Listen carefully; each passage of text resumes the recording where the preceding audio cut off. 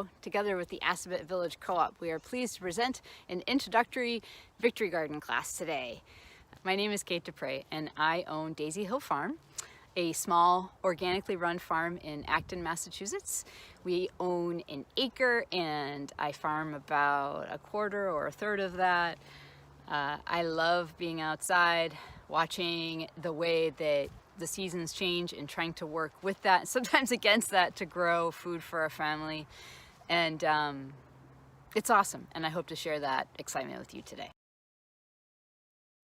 Victory gardens that were planted during both World Wars were meant to reduce pressure on national resources because a lot of things needed to go to the military to fight the war. There were food rations, and so growing your own food at that time was a really good idea. It took pressure off of the larger system. It increased self-sufficiency, and the government promoted it also as a way to be patriotic and come together really as a nation.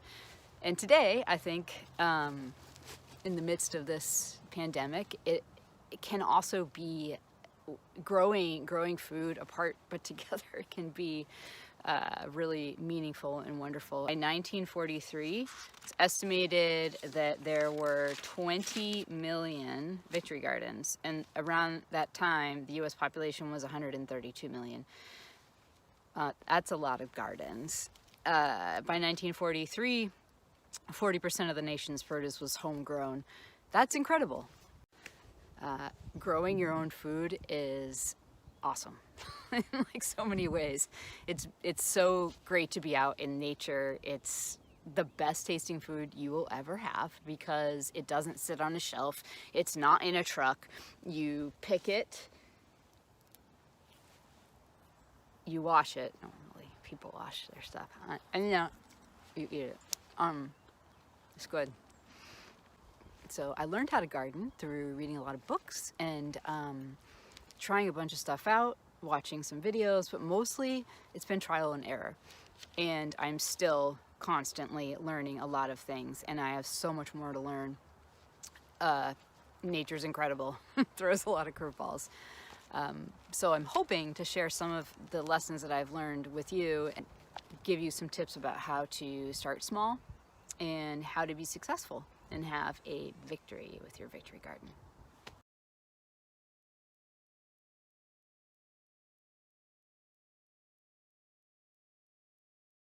Consider sunlight when you're thinking about where to place your garden.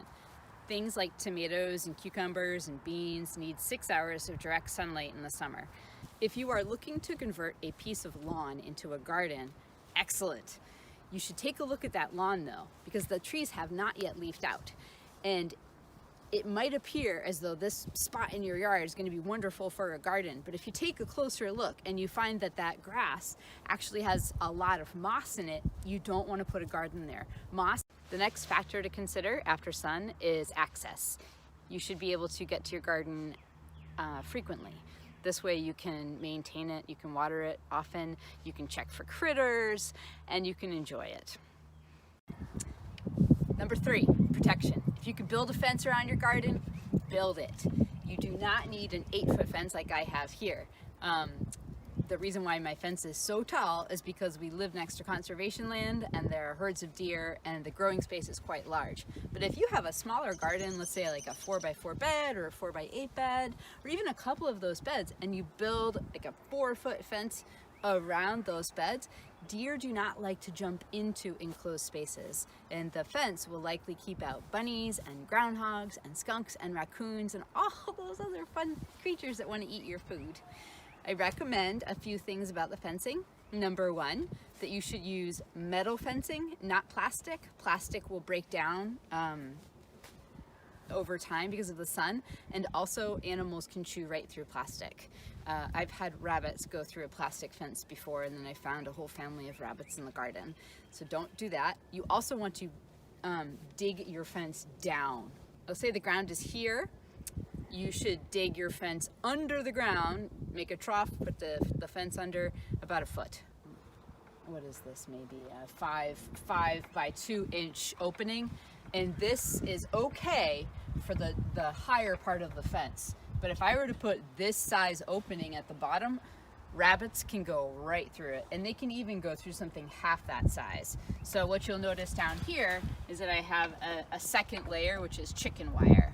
And that chicken wire prevents rabbits from coming through the fence here, which is very helpful. Another option for protecting your garden is using some row cover. It's sort of like a, not camouflage, but it hides some of the plants from the critters, and it might be a little harder for them to get in. This is a woven cover, and it lets in light and water. It's actually a wonderful way to extend your seasons. I'm protecting some new seedlings in here right now, and I just use clothespins to attach it to wire. There's lots of different ways to use it.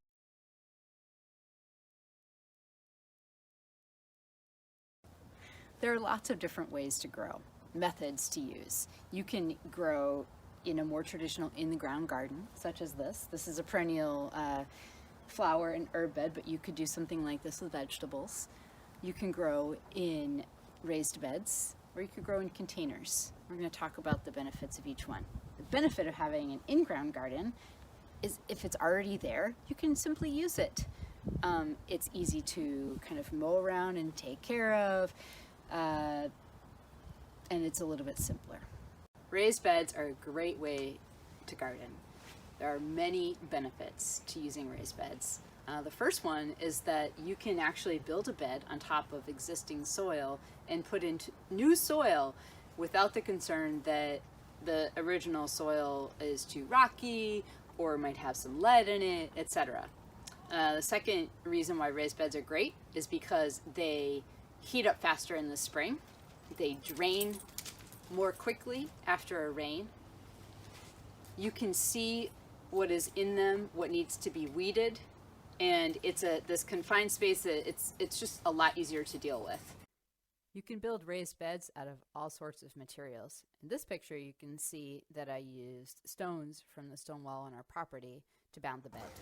Here's a second kind of raised bed here at the farm. This is built out of untreated pine, 2x4s and 2x6s, reinforced with a couple of crossbars, and I use some exterior screws to put it together. And that's one option. Another option is to buy a raised bed kit. You could purchase just corners to put the corners of a bed together. You could get a whole kit. You can get a raised bed on legs. You can get one that fits on the ground. All sorts of choices. The third type of garden is a container garden. It's great if you have limited space or sun. The containers can be moved about easily, and there's a lot less weeding to do. Keep in mind that you'll need to water more often because they dry out quickly, and you must put drainage holes in your containers. One of the most important factors in your garden success, soil. Plants need rich soil. And the way that you can get rich soil is to use a lot of compost. So for example, this is something that I saved from last year. I made compost and I stored it in a bin over the winter so that when the spring came, I could go ahead and amend my beds immediately. And it is beautiful. It is dark, it is crumbly, it is rich.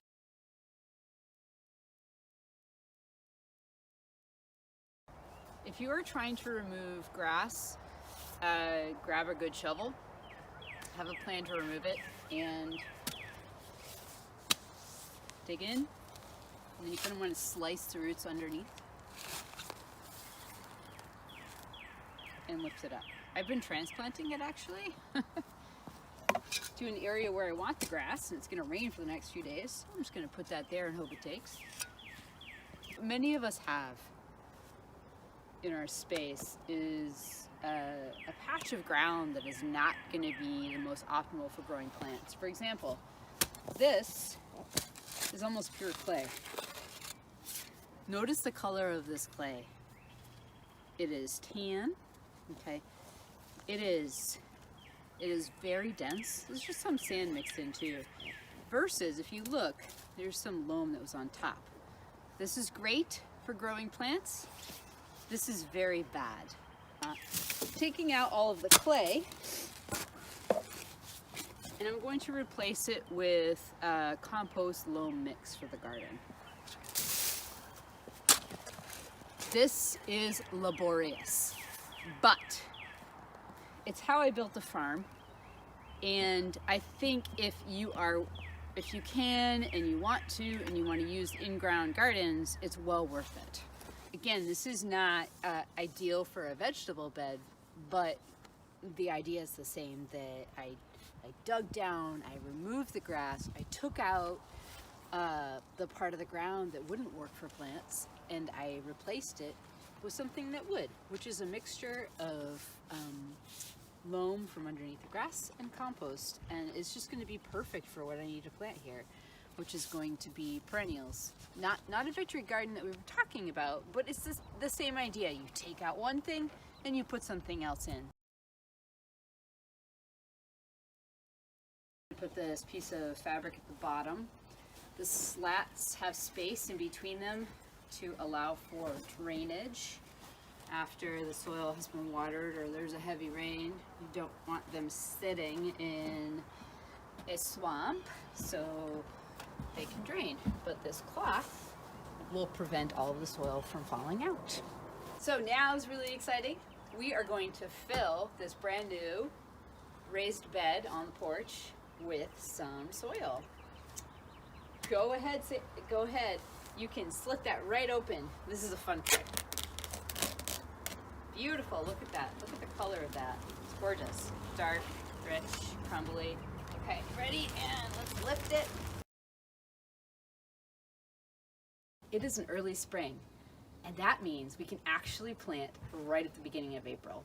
Kind of unusual. I've looked at the forecast. I don't see too much more snow coming. Even if there's like a little light snow though, it's okay. And it's hard to come up with a hard date, but you really want to make sure your soil is thawed, okay, so no more frozen chunks, and crumbly. You can grow carrots, lettuce, peas, all sorts of peas, snap peas, shell peas, snow peas, pea shoots, spinach, onions, and anything else in the onion family. So that also includes scallions, leeks, garlic's a little different, so we'll wait on that one. What else? Shallots and chives. Chives are really fun because they're a perennial and they'll just keep coming back the first thing in the spring. We love them. What else do we have on here? Beets, Swiss chard, and kale. These are all plants that do well in colder temperatures. And actually, honestly, it's quite challenging to start a few of these in the summer. For example, spinach is not going to grow well in hot temperatures. Lettuce gets bitter kind of quickly, and peas don't do as well in July either. Summer crops like tomatoes, peppers, eggplants, basil, cucumbers, beans, corn, potatoes, and squash thrive in warmer temperatures and can be planted in mid to late May. I designed this rough guide of what to plant when for one of my Intro to Gardening classes. You can pause it and spend a little time with it if you'd like. I suggest mapping out your garden plan on paper before you begin planting. This will allow you to make sure that you have enough room for everything that you want to grow.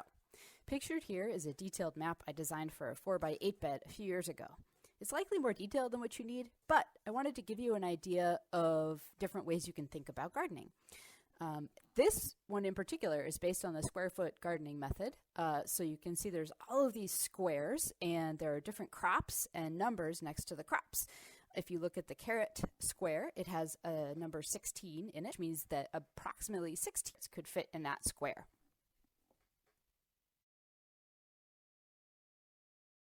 For this particular bed, I thought about, you can think of it in several ways. You can think about planting in rows.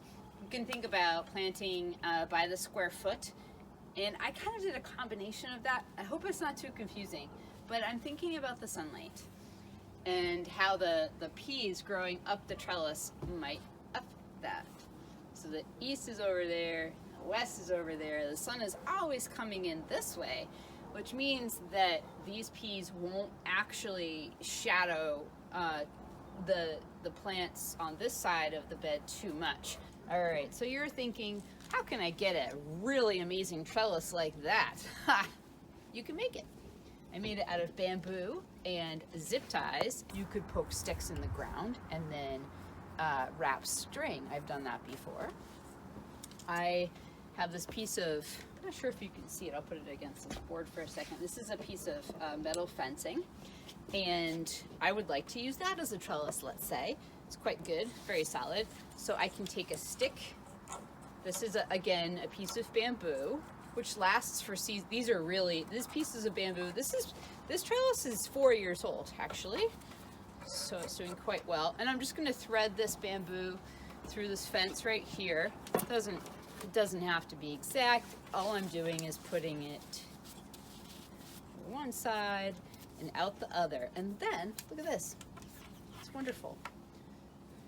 You now have handy dandy little trellis for your peas to grow up. So you can, I've got 3 labels here. Something that I have found over the years is that garden markers do not last the season. Sharpies do not last the season. If you want to label your plants and have the labels stay, use pencil.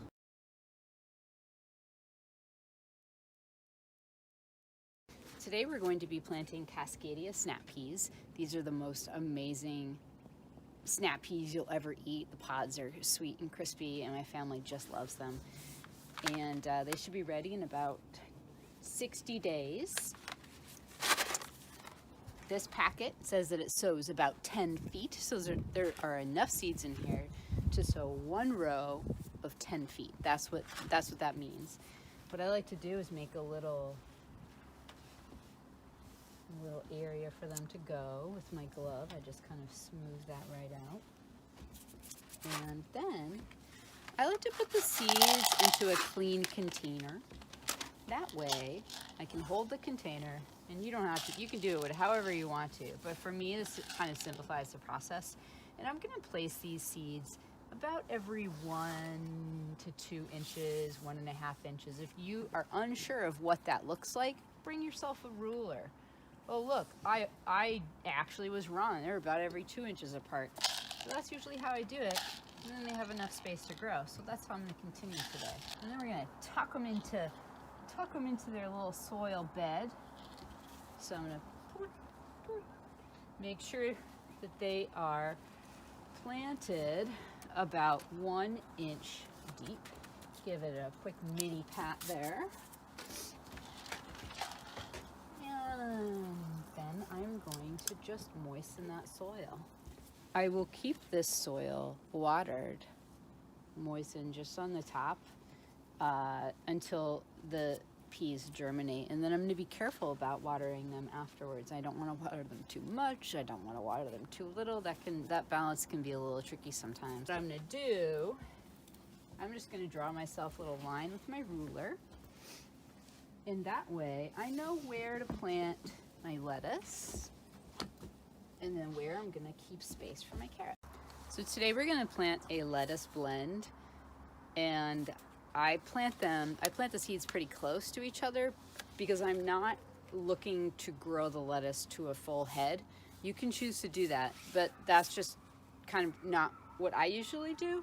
So I've designated with that ruler this little swath of soil right here to plant the lettuce.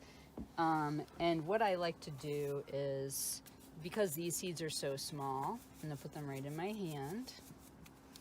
And you may have noticed that I folded the seed packet right here to make a little nice little line.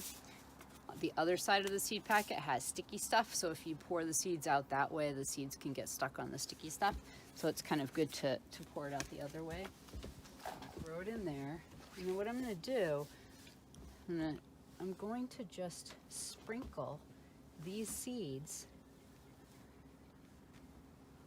right on top of the soil for now. And I'll show you how we deal with that afterwards. Now what I'd like to do is I can either use some of that soil from the side where the carrots will be planted, or I could use a separate container to lightly sprinkle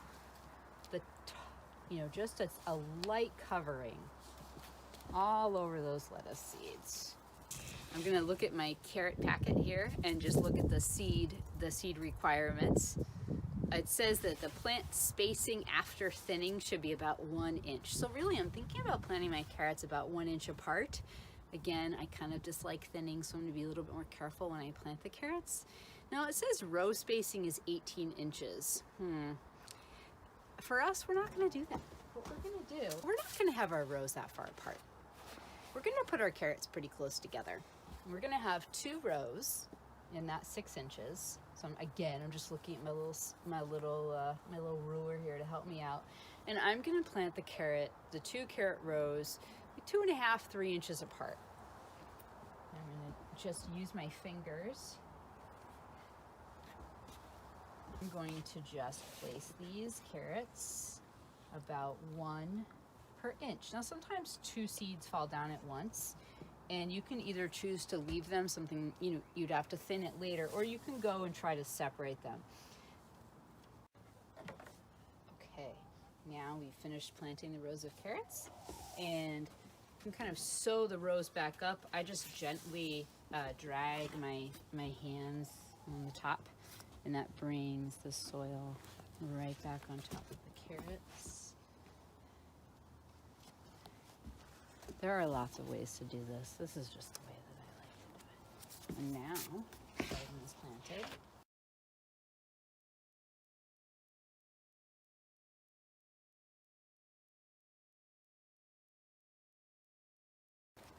Okay, now this is a great pot. It's about a foot deep, and it looks like it's about a square foot. So I am going to plant several rows of carrots, about, let's say, I'm going to plant 3 rows of carrots, 3 to 4 inches apart. And again, I'm going to sprinkle them into my hand. Put that in my pocket. And then I'm going to put 1 to 2 carrot seeds per inch. I'm just going to cover them up. And give it a quick water. I like to use this watering can. It has a really gentle sprinkle of water. And there we go. Okay, let's transplant a seedling. So a seedling is just the name for a small plant. It's a baby plant that is ready to go, into the ground. So here we have some lettuce seedlings. I'm going to look at the size of the soil and the root system, and then I'm going to estimate, okay, I think I need to dig a hole about that large. And I'm just using my fingers because these are pretty tiny seedlings. The next thing that I do is I just give this little 4-pack a gentle squeeze, and that's to help release the soil in the root system.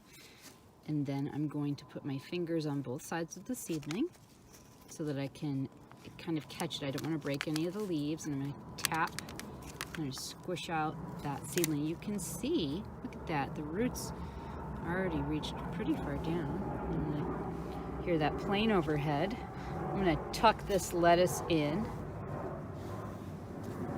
So that's it. Now the soil is quite moist from a rain, so I don't actually need to water this today, but if the soil were much drier, I would certainly water right after I planted that seedling. And this is